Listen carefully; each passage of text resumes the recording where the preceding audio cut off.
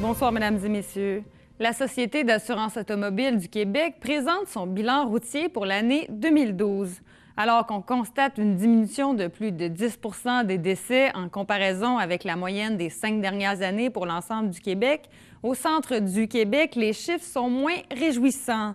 On déplore ainsi 36 décès sur les routes pour l'année 2012, 2 de plus que la moyenne sur 5 ans. On voit qu'année après année, c'est souvent les mêmes facteurs qui interviennent là, dans les collisions de la route. Donc, on continue à parler d'alcool au volant. On parle de vitesse. On parle de distraction, de fatigue. Donc, ce sont vraiment là, les facteurs principaux de collision. Malgré les millions investis en publicité et sensibilisation, chaque année, 37 des décès sont causés par l'alcool au volant. De façon générale, on constate que oui, le problème de l'alcool au volant, il est plus marqué dans les régions. Ça s'explique souvent par le fait qu'il y a moins d'alternatives de transport que dans les grands centres urbains.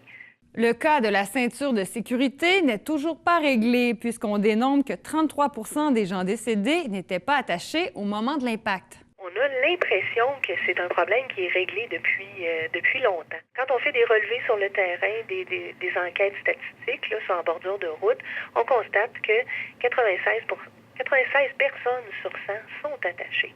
Alors, mais par contre, quand on regarde au niveau des décès, c'est là qu'on voit qu'il y a quand même un problème.